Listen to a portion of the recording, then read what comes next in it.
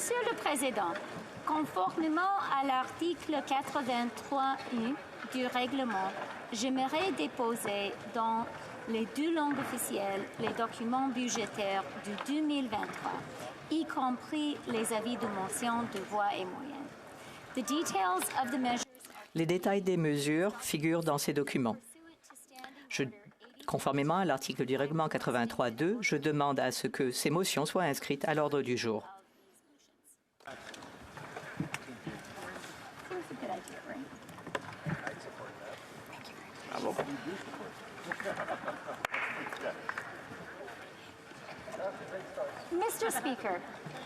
Monsieur le Président, l'économie du Canada s'est rétablie depuis la récession de la COVID. L'an dernier, le Canada peut se targuer d'avoir eu la plus forte croissance économique du G7. Il y a 830 000 plus de Canadiens qui travaillent aujourd'hui que quand nous avons été frappés par la COVID.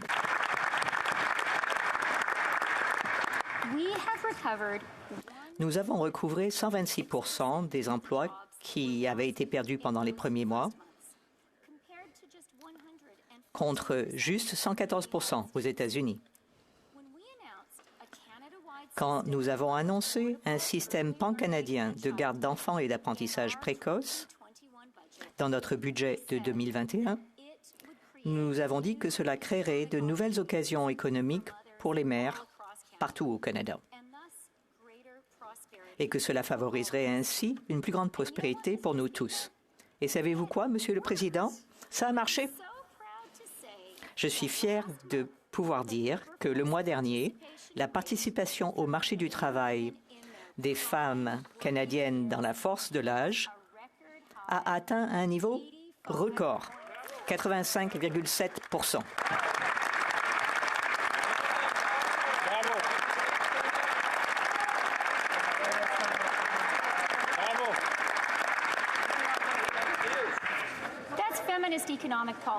C'est une politique économique féministe. Ça marche. Aujourd'hui, Monsieur le Président, il y a plus de Canadiens avec de bons emplois que jamais par le passé. On fait grimper l'inflation dans le monde entier.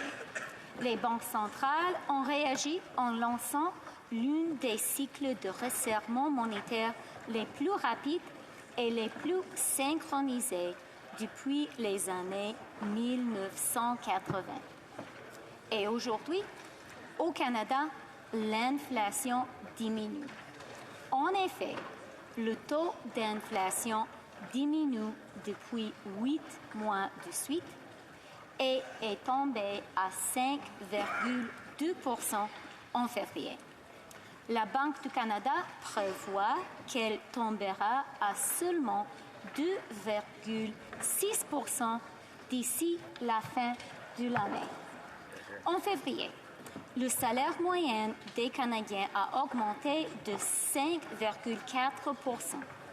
Les chèques de paie ont donc connu une augmentation plus marquée que l'inflation, ce qui signifie que les Canadiens, d'une nation à l'autre, disposent de plus d'argent après leur journée du travail. Cependant, nous savons tous que nos amis et nos voisins vulnérables subissent encore les conséquences de la hausse des prix. C'est pourquoi notre budget prévoit des mesures ciblées et temporaires qui atténueront les effets d'inflation pour ceux qui en ont besoin. Pour 11 millions de Canadiens et familles canadiennes, le nouveau remboursement pour l'épicerie compensera la hausse des prix sans jeter de l'huile sur le feu de l'inflation.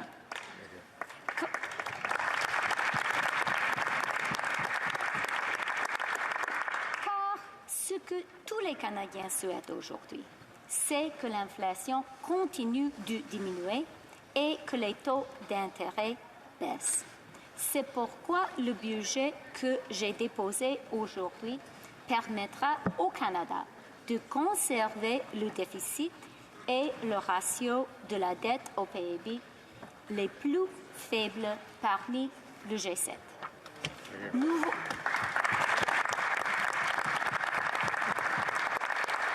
Nous voyons à ce que les très riches et les grandes entreprises paient leur juste part des impôts pour que nous puissions conserver des impôts peu élevés pour les familles de la classe moyenne et investir dans le système de santé et le filet de sécurité sociale. Le Canada est un pays de paix, d'ordre et de bon gouvernement. Nous avons des institutions solides et un système financier résilient qui fait l'envie du monde. Notre pays a une fière tradition de responsabilité budgétaire, une tradition que nous sommes déterminés à maintenir. Nous reciblons les dépenses gouvernementales tout en veillant à ne pas réduire les services et le soutien direct dont les Canadiens et les Canadiennes dépendent. En faisant preuve de rigueur budgétaire, nous veillons à pouvoir continuer à investir dans les Canadiens et dans l'économie canadienne, et ce pour des années à venir, comme nous l'avons fait depuis 2015. Pourquoi? Parce que nous savons que les investissements dans les Canadiens sont aussi des investissements dans notre économie. C'est ce qu'a dit la secrétaire du Trésor des États-Unis, Janet Yellen, parlant de l'économie de l'offre moderne. Parce que notre économie est bâtie par les gens et que les gens ont besoin d'un toit. Nous investissons pour les travailleurs canadiens afin qu'ils disposent des compétences nécessaires et puissent se rendre là où se trouvent les emplois. Nous investissons pour renforcer le système d'immigration et accueillons au Canada un nombre record de travailleurs qualifiés pour soutenir nos entreprises en pleine croissance. Et nous investissons dans des services de garde d'enfants abordables pour les familles d'une nation à l'autre, afin que davantage de Canadiennes n'aient plus à choisir entre leur famille et leur carrière. Les investissements dans le logement, les compétences, l'immigration et la garde d'enfants ne sous-tendent pas seulement des politiques sociales, ils sous-tendent aussi des politiques économiques, Monsieur le Président. Et les soins de santé relèvent aussi de ces politiques.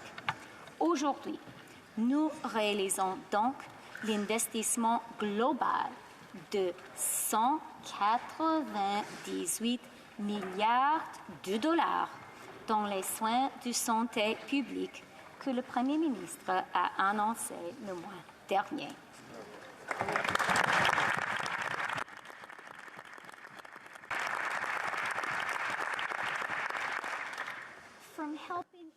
Aider chaque Canadien à trouver un médecin de famille.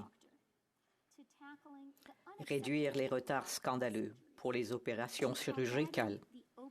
Lutter contre la crise des opioïdes qui a dévasté tant de familles, tant de communautés,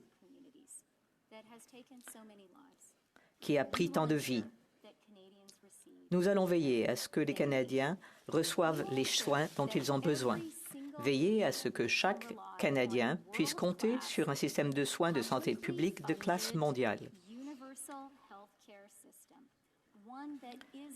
Un qui mérite la place qu'il occupe dans l'identité même des Canadiens.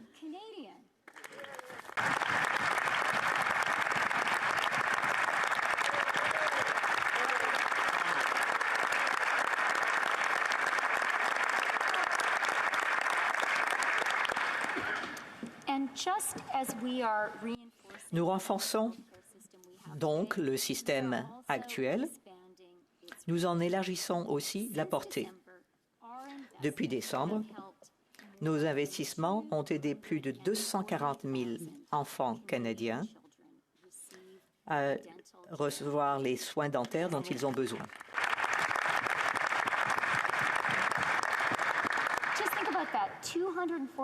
Pensez-y un peu.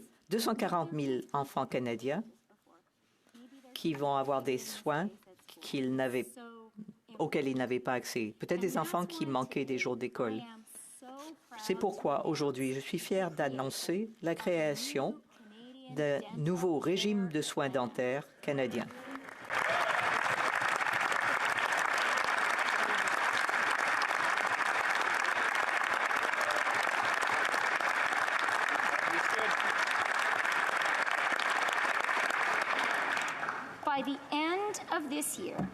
D'ici la fin de l'année, d'ici la fin de 2023, nous commencerons la mise en place graduelle d'un régime de soins dentaires qui couvrira graduellement jusqu'à 9 millions de Canadiens sans assurance.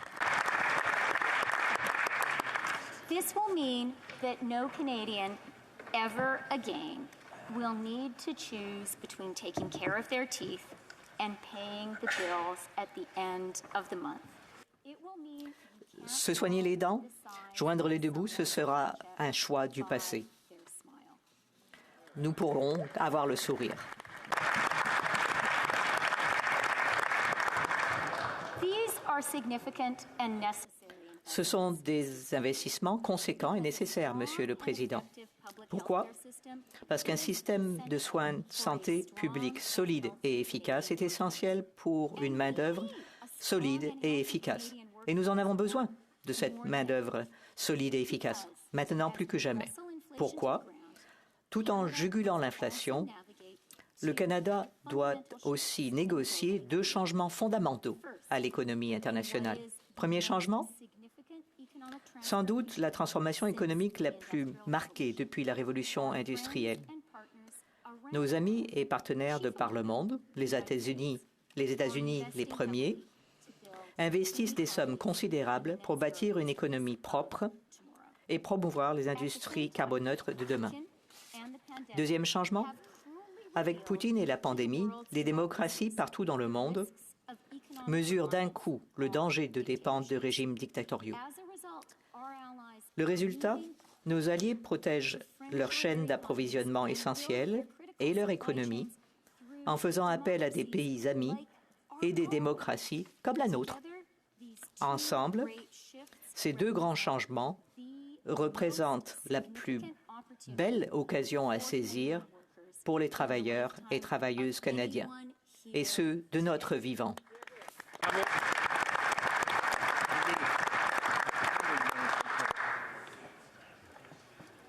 Including our most senior and respected members. Y compris les députés les plus honorables à la Chambre. C'est plus que des mots et pas de l'hyperbole.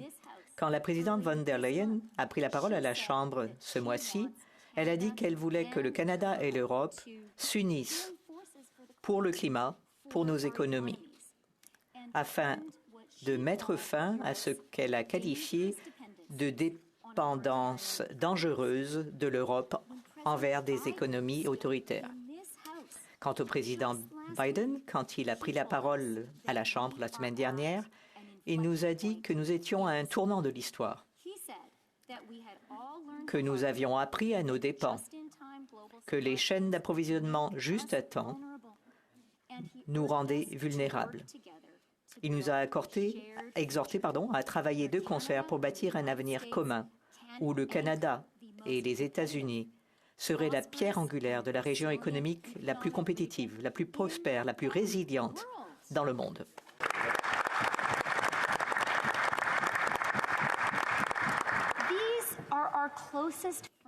Ce sont nos amis les plus proches, Monsieur le Président.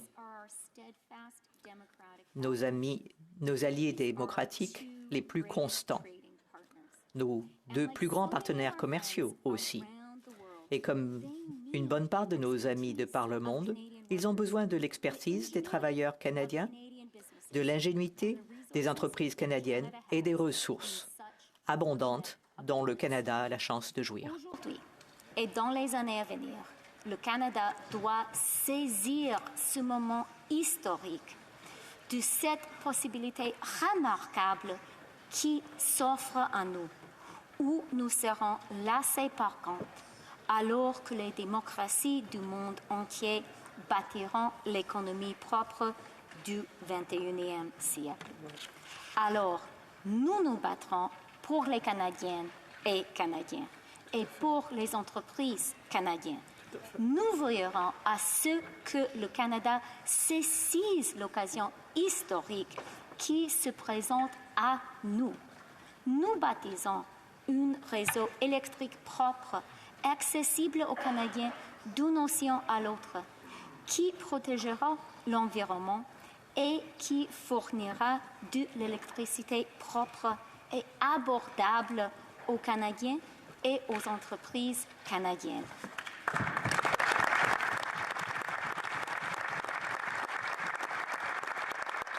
Nous faisons du Canada le meilleur endroit au monde où les entreprises pourront investir, car leurs investissements dynamisent les communautés et en assurant la prospérité, en plus d'offres de bonnes carrières aux Canadiens. Le Canada a conclu des accords de libre-échange avec des pays qui représentent 2 tiers de l'économie mondiale.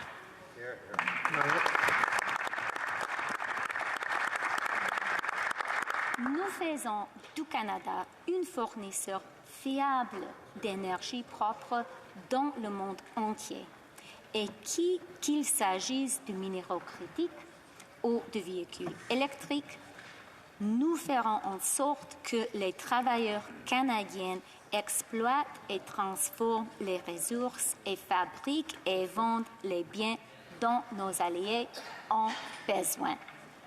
Nous voyons à ce que les syndicats qui ont donné lieu à la création de la classe moyenne demeurent en bonne posture et nous aidons les travailleurs canadiens à accueillir les compétences dont ils ont besoin.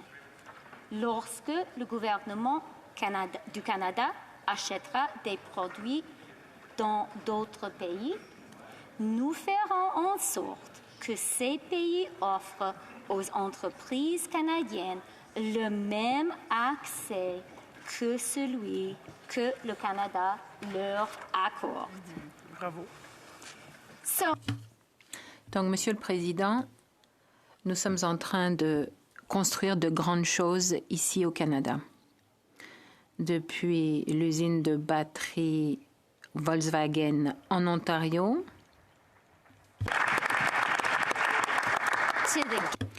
jusqu'à la mine de lithium Galaxy au Québec,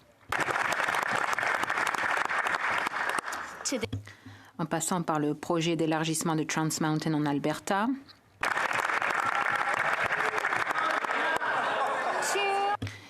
et par la boucle de l'Atlantique,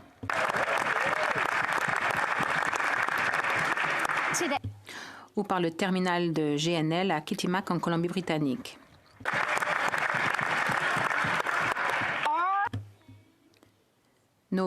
Notre plan signifie de bons emplois bien rémunérés, de bonnes carrières pour tout le monde, partout, depuis nos grandes villes jusqu'à nos plus petits villages, depuis Toronto en Ontario jusqu'à Peace River en Alberta.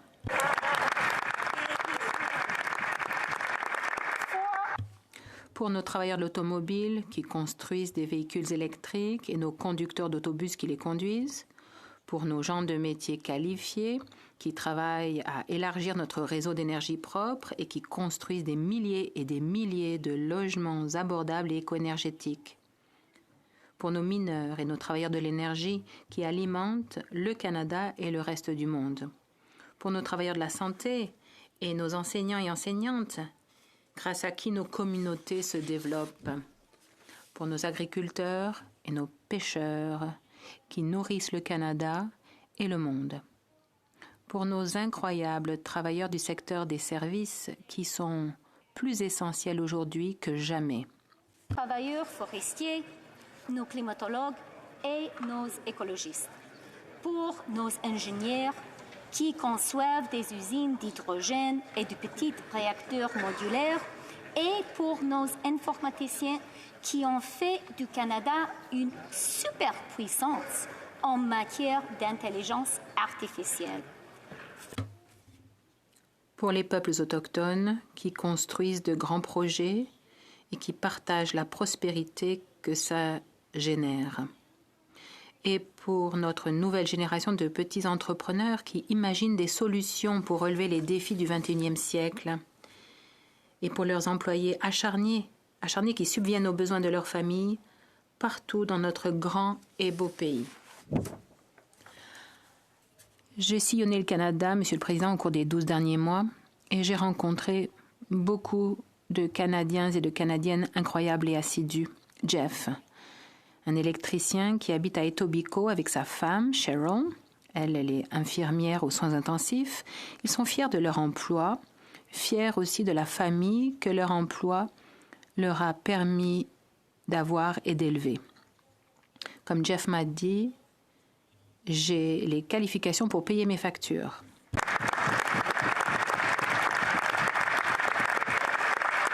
Léonard, développeur de logiciels à Québec, qui code des bornes de recherche utilisées du San Diego en Californie à Happy Valley Goose Bay à Terre-Neuve et Labrador.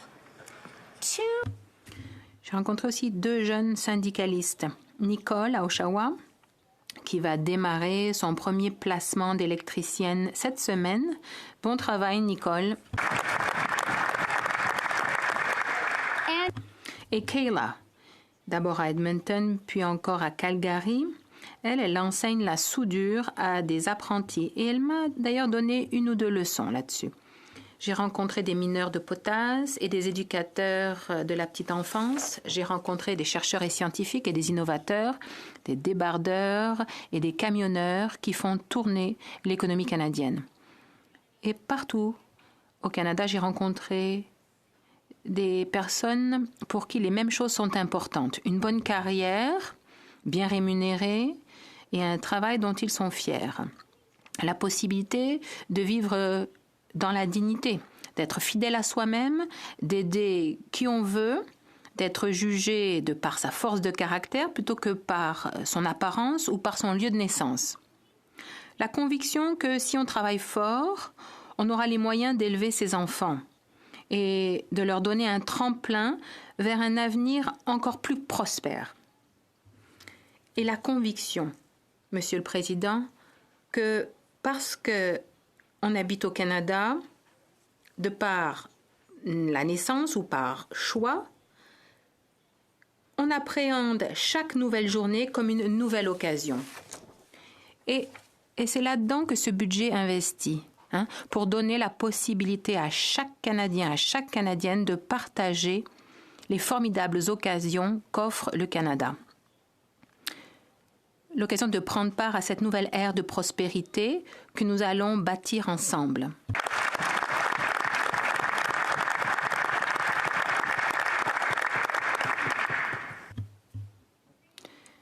Le peuple ukrainien, le peuple courageux, nous a rappelé à nous tous qu'il ne faut jamais tenir notre liberté, notre démocratie pour acquise. Nous avons la possibilité de façonner l'avenir de notre pays et nous devons toujours nous assurer de saisir cette possibilité. Quelle chance de pouvoir habiter dans cet extraordinaire pays qu'est le Canada. Le Canada est un pays rempli de gens bien et travaillants, de gens qui font de grandes et importantes choses. Et c'est grâce à nous, grâce aux gens du Canada et grâce à toutes ces grandes choses importantes que nous allons faire au cours des mois et des années à venir, c'est grâce à cela que je n'ai jamais été aussi optimiste qu'aujourd'hui face à l'avenir de notre grand et beau pays.